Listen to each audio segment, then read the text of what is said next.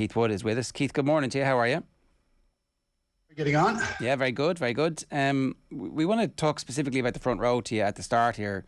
There's been a lot of discussion about our front row and how good they are, and I'm not in any way diminishing how well that front row are playing as individuals, and although obviously we're down to our second choice hooker for the rest of the competition at the moment because Kelleher is out, but we get a bit carried away with ourselves and are like, oh, we're the best in the world at this, and there's no special prize for being best in the world, even if we were best in the world. But actually maybe we just need to rein ourselves in a bit and go, well, France beat us up a bit, South Africa are more than likely better than us, and the true tests are still to come. Yeah, we do. We got excited, understandably excited, I would have said, because as a unit, it looked very different from what we've had in the past. We looked very strong across it. But I touched on this a couple of weeks ago, but the amount of experience that's required to bring this front row up to the best in the world, it was said. And do you know what? I'm not sure who was saying that. I think that's almost an excitable fan idea that you go in that fashion. So if we even look at with Ronan Kelleher in there, he hasn't played a huge amount of games. He has grown into the role. He's very comfortable in the role. He offers, his potential is pretty extraordinary, and I would say the same for Dan Sheehan.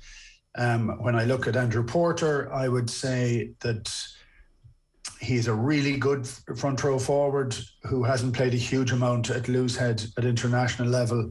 So he's going to relearn how to fall, how to get out of trouble, how to be imposing scrum time. And so he isn't there yet either. But I think he's fantastic. But I think, again, his potential is huge. And the only one that I would say that's world class is Tadhg Furlong. And I do think he is way up there. And consistently performs in that fashion. And one of the elements I'd say when you look at this is how long are those guys going to stay on the field? Because there is a fairly significant drop to the next level afterwards. And that doesn't matter for nearly every single game you'll play, with the exception of 2 or 3. And that's part of the issue we have. How can you bring those guys up to speed and drive their performance? But it isn't just about scrummaging, but that's pretty much what we're talking about at this stage. So on that point then, what can you do if you're Andy Farrell or someone involved in the Ireland setup to try and accelerate the closing of the gap between, say, Tadhg Furlong and whoever might be coming up behind him? Well, I think we had closed the gap because I thought Andrew Porter was a really good heir apparent and had got enough of rugby. I actually thought Leinster looked after Porter incredibly well. I thought they picked him young. He got picked for Ireland young. He got a lot of time, and anytime Tadhg was injured, he seemed to be getting a lot of game time there. And I thought they shared the load very, very well. But whatever circumstances dictated that Farrell decided we'd be in a better position if we had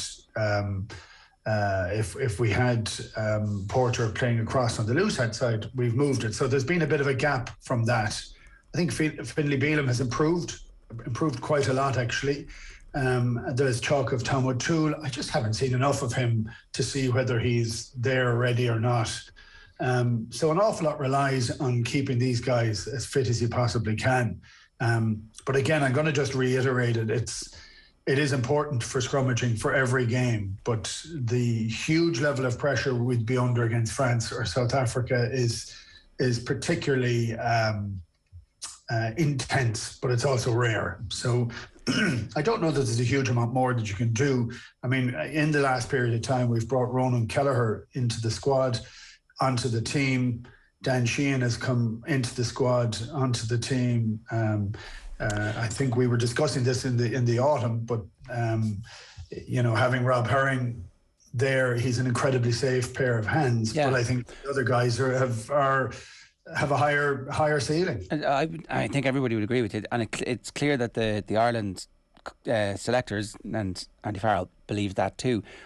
With that in mind, right, knowing that Kelleher is out for the rest of the tournament, is there a world in which Dan Sheehan doesn't start this week for fear he gets injured ahead of the England game?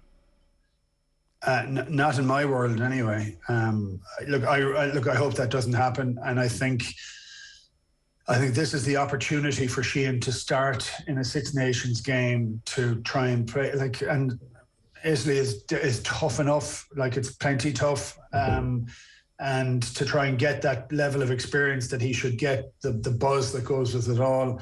And he might struggle with a line out or two. There isn't a hooker in the world that has takes 15, 20 caps before you understand all those levels of pressures and get all those darts right all the time. We keep expecting it to be a fully formed international star in the first 2 or 3 caps. It takes a bit of time. We have to accept that fact. So, but I do think having the benefit of having Herring on the bench, that seems like the right sense and the right place to have it. Is there a world where we start the tests in the summer against South Africa without Furlong starting in the first test on purpose, where he's fit, and we decide actually we're going to give somebody that pressure that you're talking about, that we're going to experience in the World Cup when we play South Africa, and hopefully we get to a quarter final and we'll be up against the French or the All Blacks, and at that stage there's a front row, if Furlong is injured, who has some experience of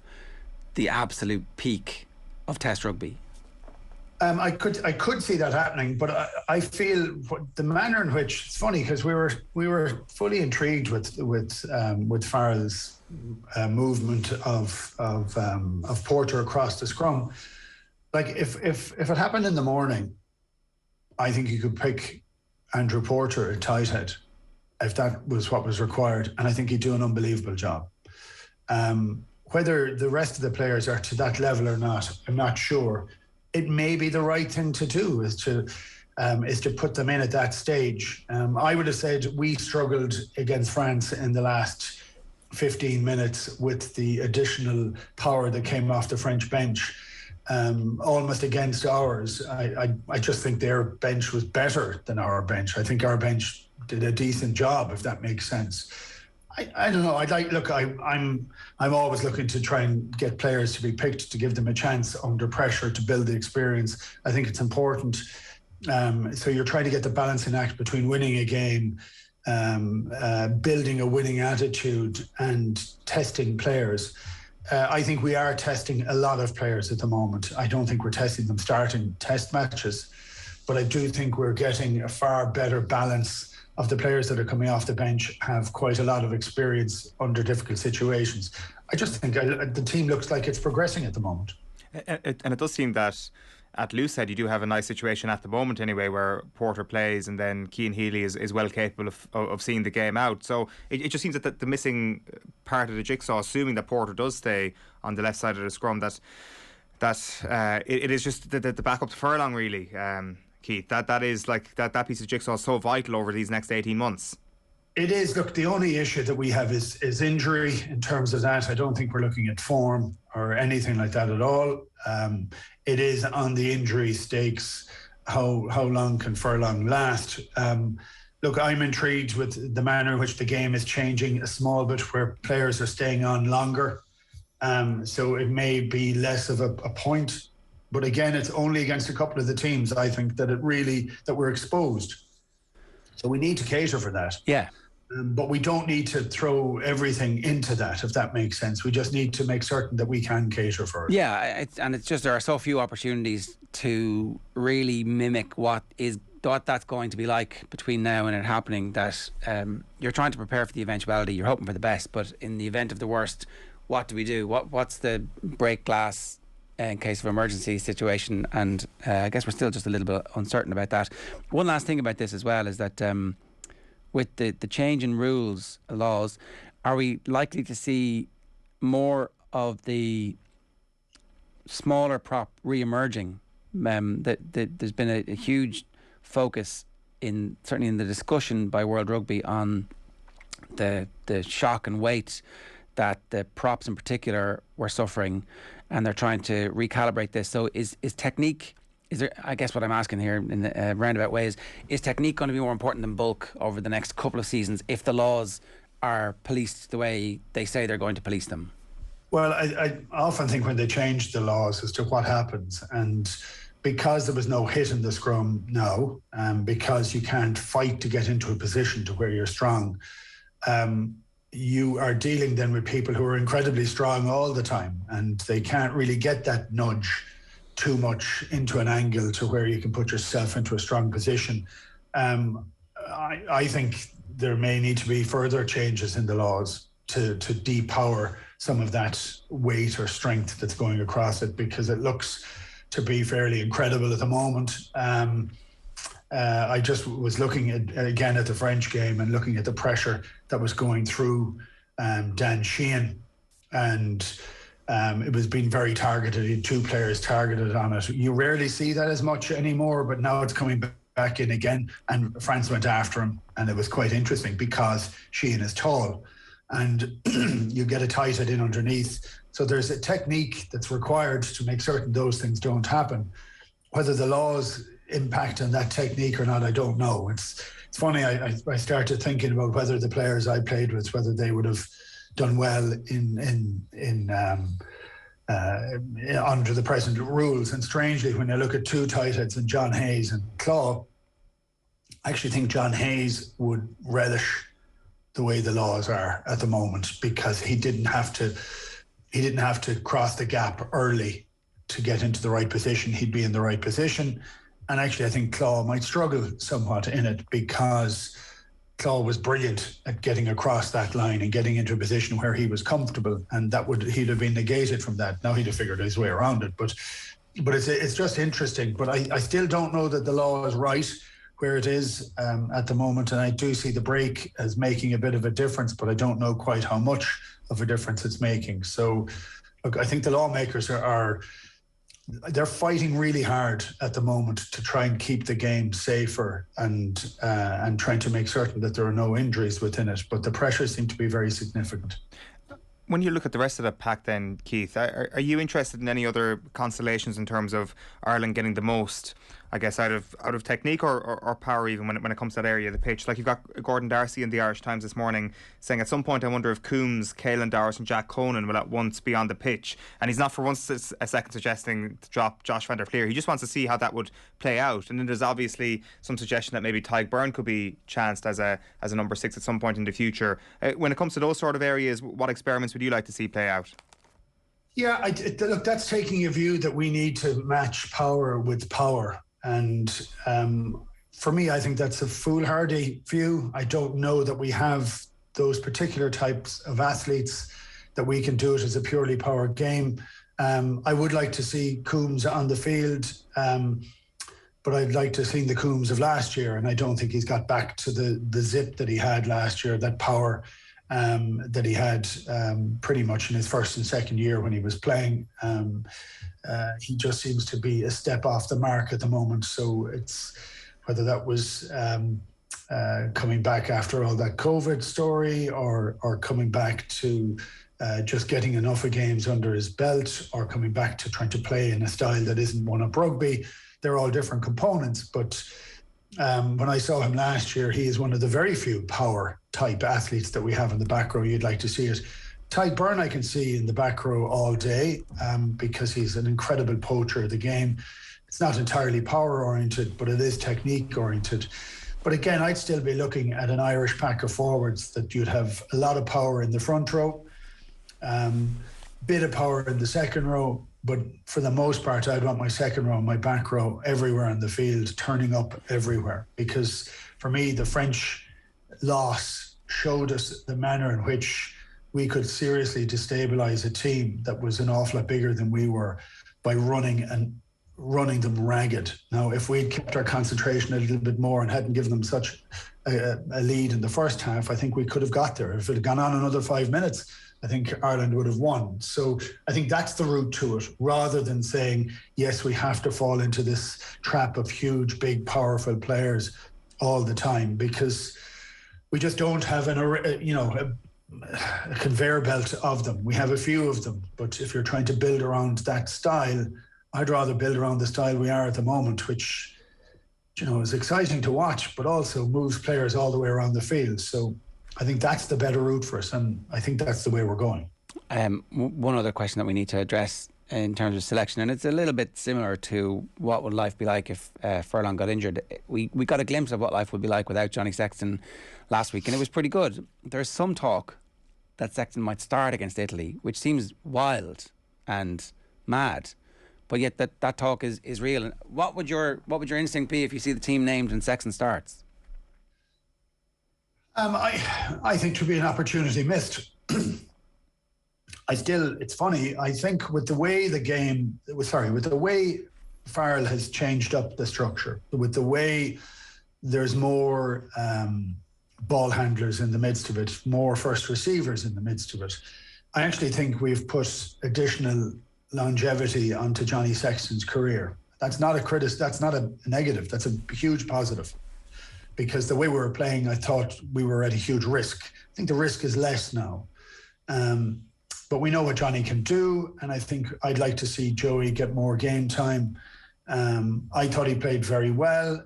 I thought he played very well for a guy who'd played no rugby. Never mind a guy who'd had injuries for the last 3 or 4 years. I just thought he made mistakes and he crabbed across the field and he was a bit deep at times, and there was a whole variety of other things. Can you just imagine what's going through that young fella's head, having not played any rugby at all and playing against France? I thought the courage he showed in the game was incredible. So I'd like to see him get another run of it. I still see Johnny as our number 110, but I'd like to see Joey get another go. The only thing I would have said on that in this particular game is I'd like to see Craig Casey on the bench, because if he's to be the guy that's our third scrum half, he needs to be playing as well. And we need to see him in an international jersey, and I'd give him a run off the bench as well. So he'd be able to get up to that pressure very quickly, and I think we're far enough away for World Cup to be able to see that. How important is this game in terms of the selection for the England game? Are they totally isolated? You get whatever you want out of this game, and then you have a week break, so you can do whatever you want in training, and if everybody's fit, you pick on form in training the following week?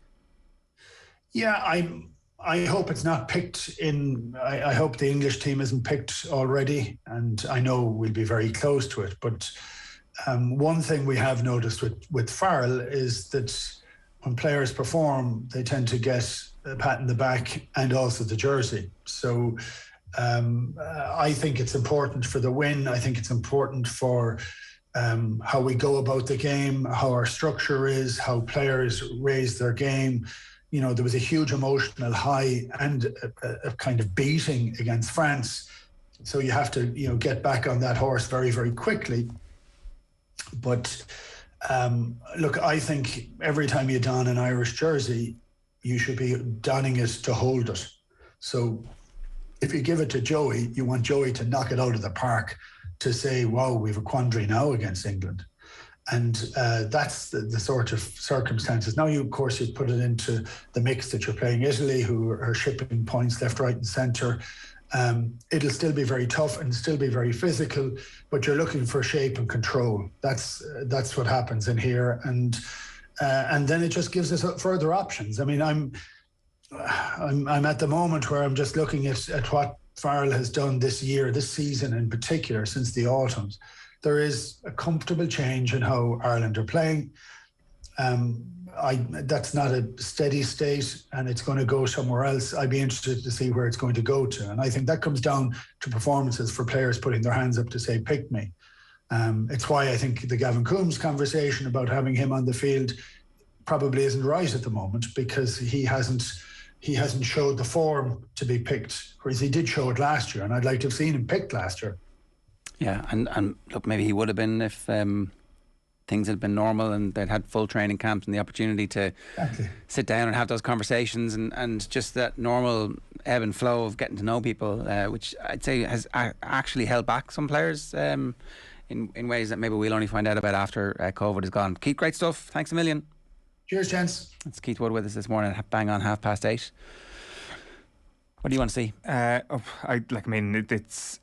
I think when we go back to the start of the conversation, it is slowly becoming possibly the most important element of this entire Ireland squad, the ability to find a backup in those two prop positions, because not only of the fact that the starters are very, very good, but because you've got an ageing Cian Healy and also another, which is a problem. The fact that we have resorting to Andrew Porter as a reasonable option here in the mind of Keith Wood probably tells you all you need to know. I think he did his depth chart and Porter was second on it at tight head, and I think that